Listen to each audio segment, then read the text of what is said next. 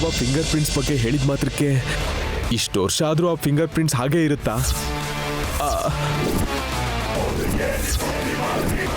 ಅಂದ್ರೆ ಅದವ್ರಿಗೆ ಸಿಗತ್ತಾ?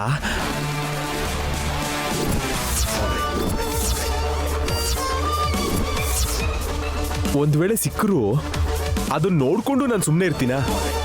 ಇದೆ ಇದೆ ಈ ನಿರ್ಲಕ್ಷ್ಯನೇ ಪರಿಸ್ಥಿತಿನ ಇಲ್ಲಿ ತನಕ ತಂದಿರೋದು. ಮೊದಲು ನಯನ ವಿಷಯದಲ್ಲಿ ನಾನು ಇದೇ ತರ ಅನ್ಕೊಂಡಿದ್ದೆ. ಆಫ್ಟರ್ ಆಲ್ ಓದು ಬರಹ ಇಲ್ದಿರೋ ಹಳ್ಳಿಗುಗ್ಗು ಅವಳೇನ್ ಮಾಡ್ತಾಳೆ ಅಂತ. ಆದ್ರೆ ಈಗ ನೋಡು, ಅವಳ ಸ್ಥಾನ ಏನು, ಲೆವೆಲ್ ಏನು ಅಂತ ಗೊತ್ತಾಯ್ತಲ್ಲ. ನಾವ್ ಏನ್ ಆಗಲ್ಲ ಅಂತ ಅನ್ಕೋತಿದೀವೋ ಅದೇ ಆಗ್ತಾ ಇದೆ. ಅಮೆರಿಕಾದಲ್ಲಿ ಓದ್ಕೊಂಡ್ ಬಂದಿರೋ ವಿಶಾಲ್ ಆ ಹಳ್ಳಿಗುಗ್ಗನ ಮದುವೆ ಆಗ್ತಾನೆ ಅಂತ ಅನ್ಕೊಂಡಿದ್ವಾ? ಆದ್ರೆ ಆದ್ನಲ್ಲ. ಆಮೇಲೆ ನಯನಿ ವಿಶಾಲ್ ಒಂದಾಗ್ತಾರೆ ಅಂತ ಅನ್ಕೊಂಡಿದ್ವಾ? ಆದ್ರೆ ಹಾಲು ನೀರು ಒಂದಾಗೋ ತರ ಒಂದಾಗ್ಬಿಟ್ರಲ್ಲ. ಅಷ್ಟೇ ಯಾಕೋ ಇಷ್ಟು ವರ್ಷ ಆದ್ಮೇಲೆ ಗಂಗಾಧರ್ ಈ ಮನೆಗ್ ಬರ್ತಾನೆ ಅಂತ, ನನ್ನನ್ನು ಕೊಲ್ಲೋ ಪ್ರಯತ್ನ ಮಾಡ್ತಾನೆ ಅಂತ ನಾವ್ ಯಾವತ್ತಾದ್ರೂ ಅನ್ಕೊಂಡಿದ್ವಾ? ಇದೆಲ್ಲ ಆಯ್ತಲ್ಲೋ. ಅದಕ್ಕೆ ಕೇರ್ಲೆಸ್ ಆಗಿ ಇರಬಾರ್ದು. ಚಿಕ್ಕ ಹಾವಾದ್ರೂ ಸರಿ ಅದು ಕಚ್ಚುತ್ತೆ ಅಂತಾರೆ. ಅಕ್ಕ, ಇಲ್ಲಿ ತನಕ ಸ್ವಲ್ಪ ಧೈರ್ಯದಿಂದ ಇದ್ದೆ, ಆದ್ರೆ ನೀನ್ ಹೇಳಿದ್ದೆಲ್ಲ ಕೇಳಿಸ್ಕೊಂಡ್ಮೇಲೆ ಮೈಯಲ್ಲಿ ನಡ್ಕ ಶುರುವಾಗಿದೆ ಅಕ್ಕ. ಜೊತೆಗೆ ಗಂಗಾಧರ್ ಭಾವನ್ನ ಶೂಟ್ ಮಾಡಿದ್ ಯಾರು ಅಂತ ತಿಳ್ಕೊಳ್ಳೋದಕ್ಕೆ ಲಲಿತಾ ದೇವಕ್ಕ ಎನ್ಕ್ವೈರಿ ಬೇರೆ ಮಾಡಿಸ್ತಿದಾರಲ್ಲ. ನಿಜ ಏನಾದ್ರೂ ಗೊತ್ತಾದ್ರೆ ನನ್ ಜೈಲ್ ಪಾಲಾಗೋದು ಫಿಕ್ಸ್ ಅಕ್ಕ. ಏಯ್, ಮಹಾಭಾರತದ ಕಂಸ ಕೆಲವು ವಿಷಯಗಳಲ್ಲಿ ನಮ್ಗೆ ಮಾದರಿ ಕಣೋ. ಯಾರ ಮೇಲಾದ್ರೂ ಅನುಮಾನ ಬಂದ್ರೆ ಸಾಕು, ಅವರನ್ನ ಸಾಯಿಸದೆ ಬಿಡ್ತಾ ಇರ್ಲಿಲ್ಲ. ನಾನ್ ಕೂಡ ಹಾಗೆ ಕಣೋ. ನನ್ ದಾರಿಗೆ ಯಾರಾದ್ರೂ ಅಡ್ಡ ಬಂದ್ರೆ ಅವರನ್ನ ಸಾಯಿಸದೆ ಬಿಡಲ್ಲ. ನನ್ ಬಗ್ಗೆ ಗೊತ್ತಾದ ತಕ್ಷಣ ನನ್ ಗಂಡನ್ನೇ ಬಾಯಿ ಮುಚ್ಕೊಳ್ಳೋ ತರ ಮಾಡ್ದೆ. ಇನ್ನು ಇವರೆಲ್ಲ ಲೆಕ್ಕನ ನನ್ಗೆ. ಲಕ್ಷ್ಮೀಪುರಕ್ಕೆ ಹೋಗ್ತೀನಿ. ಗಾಯತ್ರಿ ದೇವಿ ಸಾವಿನ ಬಗ್ಗೆ ಇನ್ಯಾರು ಯೋಚನೆ ಮಾಡದೇ ಇರೋ ತರ ಮಾಡ್ತೀನಿ.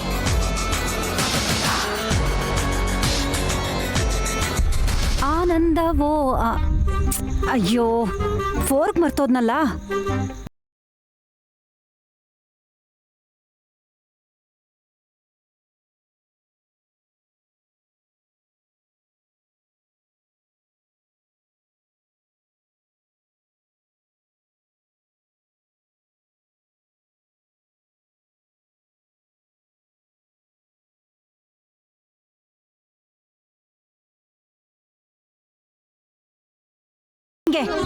ನಾನ್ ಕಟ್ ಮಾಡಿರೋ ಆಪಲ್ ತಿಂತ್ಯಾ?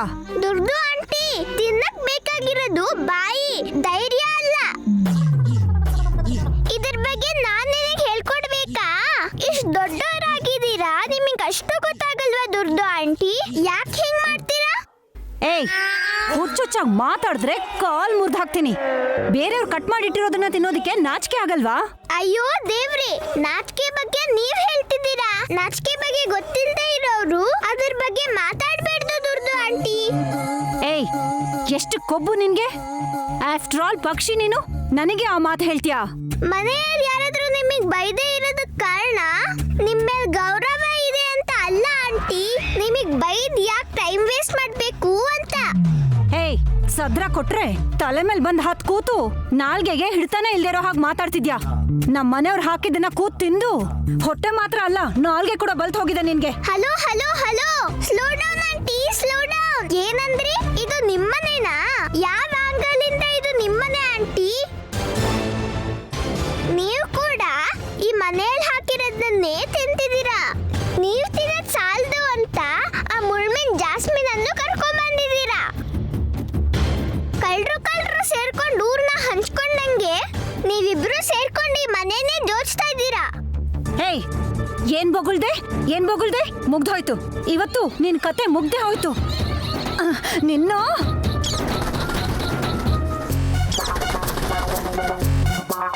ಏನ್ ದುರ್ದು ಆಂಟಿ, ನೀವ್ ನನಗೆ ಹೊಡಿ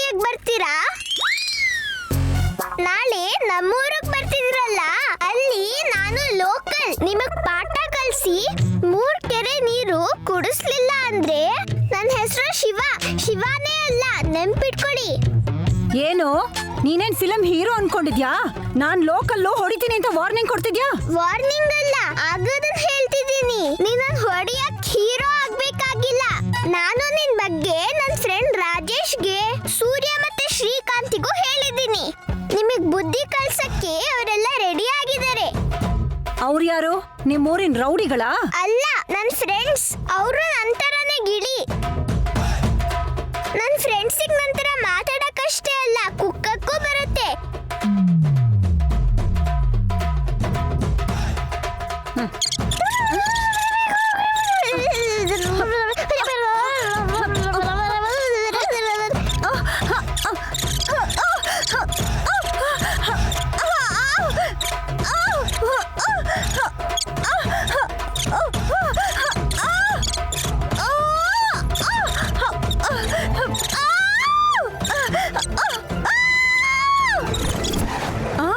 ಅಯ್ಯೋ ಅಯ್ಯಯ್ಯೋ, ಇಲ್ಲಪ್ಪ, ಬೇಡ.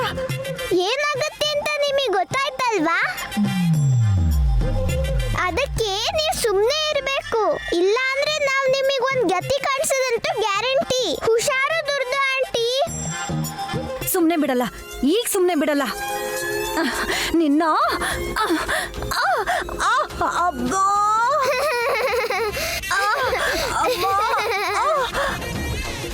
ಅಯ್ಯೋ ದೇವ್ರೇ!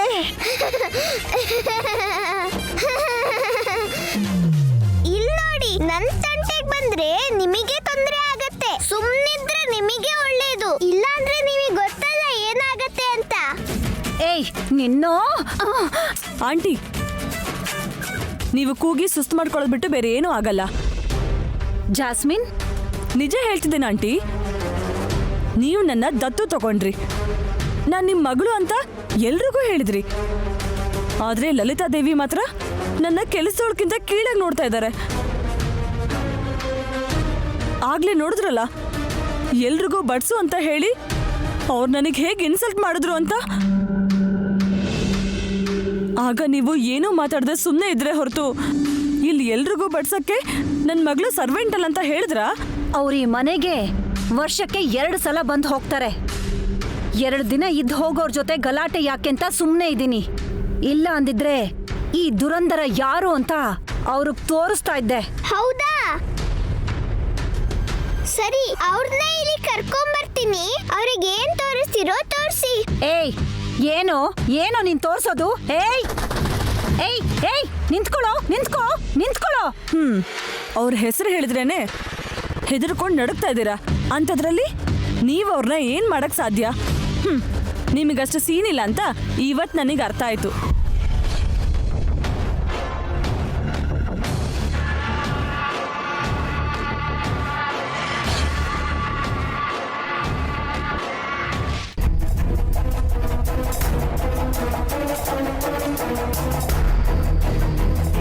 ಡೌಟೇ ಇಲ್ಲ, ವಿಶಾಲ್ನ ಅರೆಸ್ಟ್ ಮಾಡಿಸಿರೋದ್ರ ಹಿಂದೆ ಏನೋ ಕುತಂತ್ರ ನಡೆದಿದೆ ಅನ್ಸುತ್ತೆ.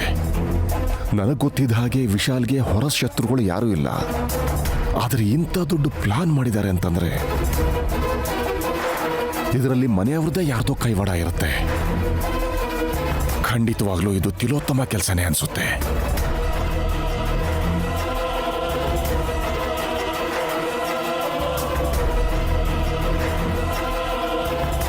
ಮಾವ,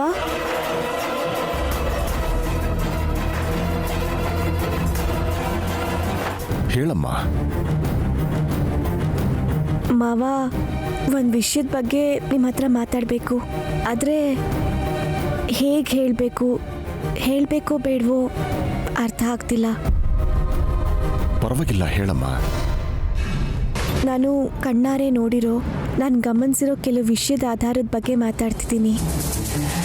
ತಪ್ಪಾದರೆ ನನ್ನ ಕ್ಷಮಿಸಿ. ಆದರೆ ದಯವಿಟ್ಟು ಒಂದ್ಸಲ ಯೋಚನೆ ಮಾಡೋದಕ್ಕೆ ಪ್ರಯತ್ನ ಮಾಡಿ. ಯಾವ ವಿಷಯದ ಬಗ್ಗೆ ಅಮ್ಮ ನೀನು ಮಾತಾಡ್ತಿರೋದು? ಗಾಯತ್ರಿ ಅಮ್ಮವ್ರ ಕೊಲೆ ಹಿಂದೆ ಇರೋ ಸತ್ಯದ ಬಗ್ಗೆ. ನೈನಿ, ಇಷ್ಟು ದಿನ ಬಿಟ್ಟು ಇವತ್ತ್ಯಾಕಮ್ಮ ಈ ವಿಷಯ ಹೇಳ್ತಾ ಇದೀಯಾ? ಸಾವು ಬದುಕಿನ ನಡುವೆ ಇದ್ದಿದ್ದ ಗಂಗಯ್ಯ ಆ ವಿಚಿತ್ರ ಪೆಟ್ಟಿಗೆ ಬಗ್ಗೆ ಒಂದು ವಿಷಯ ಹೇಳ್ದ. ನಾನಿವಾಗ ಬದುಕೋದಕ್ಕಿಂತ ಗಾಯತ್ರಮ್ನವ್ರನ್ನ ಯಾರು ಸಾಯಿಸಿದ್ರು ಅಂತ ವಿಶಾಲ್ ಯಜಮಾನ್ರಿಗೆ ಗೊತ್ತಾಗೋದೇ ಮುಖ್ಯ. ಆ ರಹಸ್ಯ ಇದರಲ್ಲಿದೆ. ದೊಡ್ಡಯ್ಯ, ಇದ್ರಲ್ಲಿ ಏನಿದೆ ಅಂತ ತಿಳ್ಕೊಬೇಕಾದ್ರೆ ಗಾಯತ್ರಿ ಅಮ್ಮೋರ್ ಹೆಬ್ಬೆಟ್ ಕುರ್ತು ಬೇಕಲ್ವಾ ದೊಡ್ಡಯ್ಯ? ಏನ್ ಮಾಡೋದು? ಗಾಯತ್ರಮ್ನವ್ರ ಹುಟ್ಟೂರು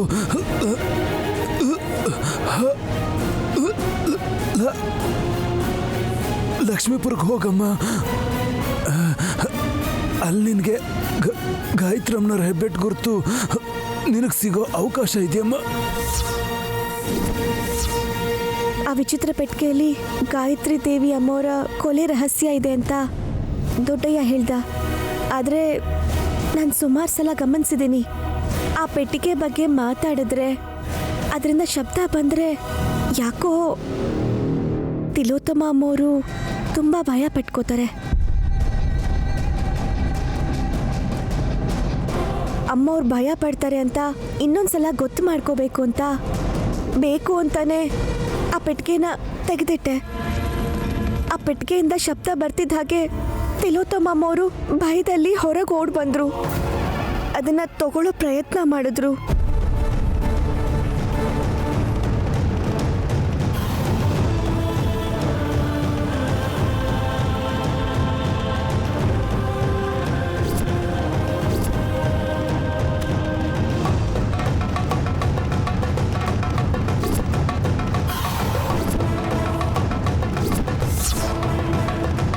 ಕ್ಷಣದಲ್ಲಿ ತಿಲೋತ್ತಮ ಅಮ್ಮವ್ರು ನನ್ನ ಹತ್ರ ಮಾತಾಡಿದ ಪ್ರತಿ ಮಾತಲ್ಲೂ ನನಗೆ ಭಯ ಕಾಣಿಸ್ತು.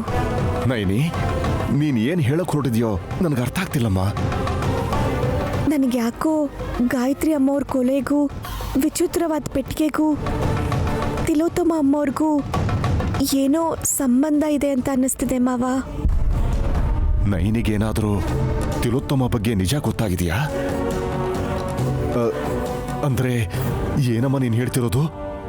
ಗಾಯತ್ರಿ ದೇವಿನ ತಿಲೋತ್ತಮ ಕೊಲೆ ಮಾಡಿದ್ಲು ಅಂತೀಯಾ? ಅಯ್ಯಯ್ಯೋ, ನಾನು ಹಾಗೆ ಹೇಳಲಿಲ್ಲ ಮಾವ. ಈ 3 ವಿಷಯದ ಮಧ್ಯೆ ಯಾರಿಗೂ ತಿಳಿದೇ ಇರೋ ಒಂದು ಸಂಬಂಧ ಇದೆ ಅಂತ ಹೇಳ್ತಿದ್ದೀನಿ. ನನಗೆ ಇನ್ನೂ ಅನುಮಾನ ಯಾಕೆ ಜಾಸ್ತಿ ಆಗ್ತಿದೆ ಅಂದರೆ, ಗಾಯತ್ರಿ ಅಮ್ಮವ್ರ ಹೆಬ್ಬೆಟ್ ಗುರ್ತಿಗೋಸ್ಕರ ನಾನು ವಿಶಾಲ್ ಯಜಮಾನ್ರು ಲಕ್ಷ್ಮೀಪುರಂಗೆ ಹೋಗಬೇಕು ಅಂದ್ಕೊಂಡ್ವಿ. ನಾವು ಲಕ್ಷ್ಮೀಪುರಂ ಹೋಗ್ತಿದ್ದೀವಿ ಅನ್ನೋ ವಿಷಯ ಗೊತ್ತಾದ ತಿಲೋತ್ತಮ ಅಮ್ಮವರು ತಾವು ಕೂಡ ಅಲ್ಲಿಗೆ ಬರ್ಬೋದಾ ಅಂತ ವಿಶಾಲ್ ಯಜಮಾನ್ರನ್ನ ಕೇಳಿದ್ರು. ಆ ಊರಂದ್ರೆ ತಿಲೋತ್ತಮ ಅಮ್ಮವ್ರಿಗೆ ಮೊದಲೇ ಇಷ್ಟ ಇಲ್ಲ. ಈ ವಿಷಯನ ವಿಶಾಲ್ಗೆ ಹೇಳಿದ್ಯಾ? ಇಲ್ಲ ಮಾವ, ಹೇಳ್ಬೇಕು ಅನ್ಕೊಂಡಿದ್ದೀನಿ. ಬೇಡಮ್ಮ, ಹೇಳ್ಬೇಡ. ಯಾಕೆ ಮಾವ ಹಾಗೆ ಹೇಳ್ತಿದ್ದೀರಾ? ಹೆತ್ತ ತಾಯಿ ಸಾವಿನಿಂದ ಯಾರೋ ಇದ್ದಾರೆ ಅಂತ ಗೊತ್ತಾದಾಗಿಂದ ಯಜಮಾನ್ರು ತುಂಬಾ ಬೇಜಾರು ಮಾಡ್ಕೊಂಡಿದ್ದಾರೆ. ಮತ್ತೆ ಅವರಿಂದ ಮುಚ್ಚಿಡೋದು ತಪ್ಪಲ್ವಾ? ನೋಡಮ್ಮ ನೈನಿ, ನಂಬಿಸೋದಕ್ಕೆ ಸಾಕ್ಷಿಗಳು ಬೇಕು, ನಿರೂಪಿಸೋದಕ್ಕೆ ಆಧಾರಗಳು ಬೇಕು. ವಿಶಾಲ್ಗೆ ತಿಲೋತ್ತಮ ಅಂದ್ರೆ ಪ್ರಾಣ. ತಿಲೋತ್ತಮ ಬಗ್ಗೆ ದೇವರೇ ಬಂದು ಹೇಳಿದ್ರು ಸರಿ, ನಂಬಲ್ಲ. ತಿಲೋತ್ತಮ ಮೇಲೆ ಅಷ್ಟು ಬಲವಾಗಿ ನಂಬಿಕೆ ಇರೋ ವಿಶಾಲ್ನ ನಂಬಿಸ್ಬೇಕು ಅಂದ್ರೆ ಅದಕ್ಕೆ ಅಷ್ಟೇ ಬಲವಾದ ಸಾಕ್ಷಿ ಬೇಕು. ನಾಳೆ ಹೇಗಿದ್ರು ಲಕ್ಷ್ಮೀಪುರಕ್ಕೆ ಹೋಗ್ತಿದ್ದೀರಲ್ಲ, ಅಲ್ಲೇ ಗಾಯತ್ರಿ ದೇವಿ ಫಿಂಗರ್ ಪ್ರಿಂಟ್ ಸಿಗತ್ತೆ.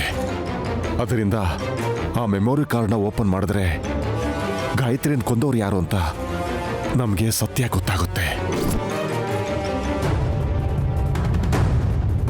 ಅದಕ್ಕೆ ಅಲ್ಲಿವರೆಗೂ ಈ ವಿಷಯನ ನೀನು ವಿಶಾಲ್ಗೆ ಹೇಳಬಾರ್ದು. ಸರಿ ಮಾವ. ಅಮ್ಮ, ಇನ್ನೊಂದು ಮುಖ್ಯವಾದ ವಿಷಯ ಏನು ಅಂದ್ರೆ, ನೀನು ಈ ಥರ ಪ್ರಶ್ನೆ ಮಾಡ್ತಿದ್ಯಾ ಅಂತ ಗೊತ್ತಾದ್ರೆ ಗಾಯತ್ರಿನ ಕೊಂದವರು ನಿನಗೂ ಏನಾದರೂ ತೊಂದರೆ ಮಾಡ್ಬೋದು. ಹುಷಾರಾಗಿರಮ್ಮ. ಗಾಯತ್ರಿನ ಕಾಪಾಡ್ಕೊಳಕ್ಕಾಗ್ಲಿಲ್ಲ, ಕಡೆ ಪಕ್ಷ ನನ್ನ ಮಗನ ಹೆಂಡ್ತಿನಾದ್ರೂ ಕಾಪಾಡ್ಕೊಳ್ಬೇಕು ಅನ್ನೋ ಪ್ರಯತ್ನ ಅಷ್ಟೇ. ನೀನು ಹೊರಡಮ್ಮ.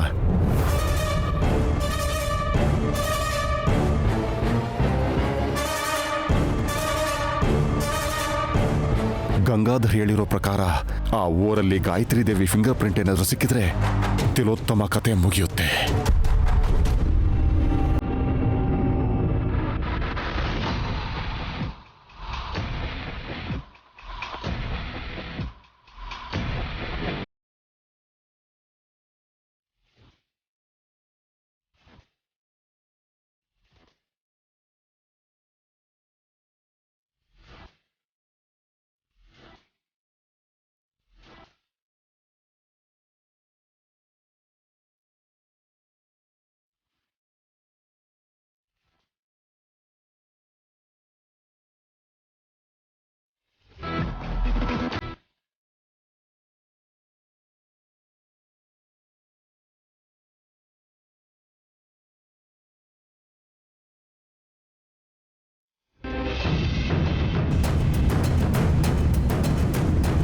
ಯಜಮಾನ್ರೆ ಟೈಮ್ ಏನಾಗಿದೆ? ಹಾಂ 2 o'clock. ಏನು 2 ಗಂಟೆನಾ? ಏನು ಯಜಮಾನ್ರೆ ನೀವು ಇದನ್ನೇನು ಮಧ್ಯಾಹ್ನ 2 ಗಂಟೆ ಅನ್ಕೊಂಡಿದ್ದೀರಾ? ಇನ್ನೂ ಹೀಗೆ ಕೆಲಸ ಮಾಡ್ತಾ ಕೂತಿದ್ದೀರಲ್ಲ? ಹೀಗೆ ಅರ್ಧ ರಾತ್ರಿವರೆಗೂ ಕೆಲಸ ಮಾಡ್ತಾ ಕೂತಿದ್ರೆ ನಿಮ್ಮ ಆರೋಗ್ಯ ಏನಾಗಬೇಡ ಯಜಮಾನ್ರೆ. ಹೇಳಿದ್ದನ್ನೇ ಹೇಳ್ತಾ ಇದ್ದೀನಿ. ವ್ಯಾಪಾರದ ಬಗ್ಗೆ ಮಾತ್ರ ಅಲ್ಲ, ನಿಮ್ಮ ಆರೋಗ್ಯದ ಬಗ್ಗೆನೂ ಗಮನ ಇರಬೇಕಲ್ವಾ? ಇದು ಆಫೀಸ್ ವರ್ಕ್ ಅಲ್ಲ ನೈನಿ. ಒಂದು ಮುಖ್ಯವಾಗಿರೋ ವಿಷಯದ ಬಗ್ಗೆ ಇನ್ಫಾರ್ಮೇಶನ್ ತಿಳ್ಕೊತಿದ್ದೀನಿ. ಮುಖ್ಯವಾದ ವಿಷಯನಾ? ಏನದು ಯಜಮಾನ್ರೆ? ಮ್ಯಾಜಿಕ್ ಬಾಕ್ಸಲ್ಲಿರೋ ಮೆಮೊರಿ ಕಾರ್ಡ್ನ ಓಪನ್ ಮಾಡೋದಕ್ಕೆ ನಮಗೆ ಅಮ್ಮನ ಫಿಂಗರ್ ಪ್ರಿಂಟ್ಸ್ ಬೇಕು. ಆದರೆ ಅಮ್ಮನ ಫಿಂಗರ್ ಪ್ರಿಂಟ್ಸ್ ಮಾತ್ರ ಡಾಕ್ಯುಮೆಂಟ್ಸ್ ಮೇಲಾಗಲಿ ಪೇಪರ್ಗಳ ಮೇಲೆ ಮಾತ್ರ ಸಿಗುತ್ತೆ. ನಾವು ಹೇಗೆ ಪೇಪರ್ ಮೇಲಿರೋ ಫಿಂಗರ್ ಪ್ರಿಂಟ್ಸ್ ಸಹಾಯದಿಂದ ಮೆಮೊರಿ ಕಾರ್ಡ್ನ ಹೇಗೆ ಓಪನ್ ಮಾಡ್ಬೋದೋ, ಆ ಪೇಪರ್ ಮೇಲಿರೋ ಫಿಂಗರ್ ಪ್ರಿಂಟ್ಸ್ನ ಪೇಪರ್ ಮೇಲೆ ಅಲ್ಲದೆ ಬೇರೆ ಇನ್ಯಾವುದಕ್ಕಾದರೂ ಬದಲಾಯಿಸ್ಬೋದಾ? ಅದರಿಂದ ಮೆಮೊರಿ ಕಾರ್ಡ್ನ ಓಪನ್ ಮಾಡೋದಕ್ಕೆ ಏನೇನು ಪಾಸಿಬಿಲಿಟೀಸ್ ಇದೆ ಅನ್ನೋದನ್ನೆಲ್ಲ ಸ್ಟಡಿ ಮಾಡ್ತಿದ್ದೀನಿ. ಓ, ಗಾಯತ್ರಿ ಅಮ್ಮವ್ರ ಹೆಬ್ಬೆಟ್ ಕುರಿತು ಯಾವುದಾದ್ರೂ ಕಾಗದದ ಮೇಲೆ ಸಿಕ್ಕಿದ್ರೆ ಆ ಕಾಗದನ ಅದ್ರ ಮೇಲಿಟ್ರೆ ತಕ್ಷಣ ಮೆಮೊರಿ ಕಾರ್ಡಲ್ಲಿ ಏನಿದೆ ಅಂತ ತಿಳ್ಕೊಬೋದು ಅನ್ಕೊಂಡಿದ್ದೆ. ಈಗ ನೋಡಿದ್ರೆ ಅಷ್ಟು ಸುಲಭವಾಗಿ ಸಿಗಲ್ಲ ಅನ್ಸುತ್ತೆ ಯಜಮಾನ್ರೆ. ಅದನ್ನು ತೆಗಿಯೋಕ್ಕೆ ತುಂಬ ಕಷ್ಟಪಡಬೇಕು ಅನ್ನಿಸ್ತಿದೆ. ಹೌದು,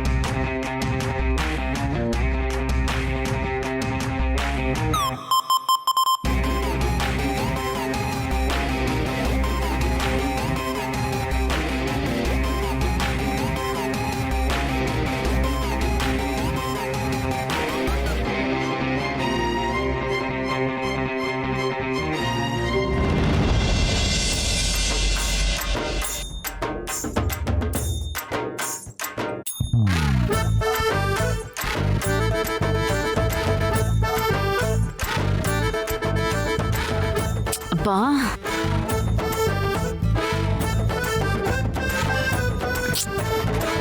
ಹಾಸಿನಮ್ಮ, ಅವಾಗಿಂದ ಅಲ್ಲಿಂದ ಇಲ್ಲಿಗೆ ಓಡಾಡ್ತಿದ್ಯಾ? Walking tension? ಟೆನ್ಷನ್ ಇಂದಾನೆ ವಾಕಿಂಗ್ ಮಾಡ್ತಿರೋದು ಪರಶುಮಾವ. ಕಾರಣ ಏನು ಅಂತ ತಿಳ್ಕೊಬೋದಾ? ಆನ್ಲೈನ್ ನಲ್ಲಿ ಏನೋ ಆರ್ಡರ್ ಮಾಡಿದೀನಿ ಮಾವ, ಅದ್ ಇನ್ನೂ ಬಂದೇ ಇಲ್ಲ. ನಾವು ಲಕ್ಷ್ಮೀಪುರಂ ಬೇರೆ ಹೋಗ್ಬೇಕು, ಅದಕ್ಕೆ ಟೆನ್ಷನ್ ಮಾವ.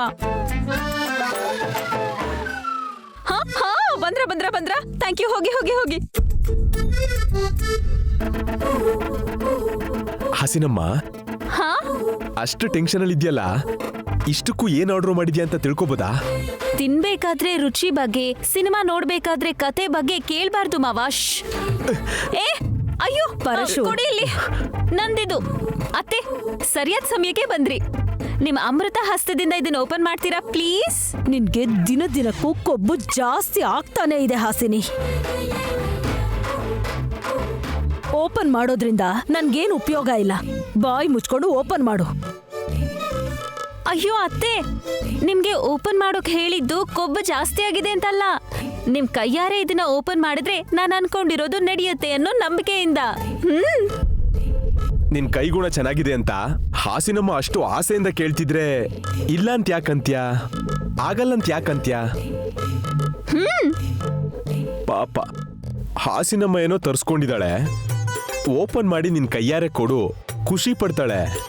ಪ್ಲೀಸ್ ಅತ್ತೆ, ಪ್ಲೀಸ್.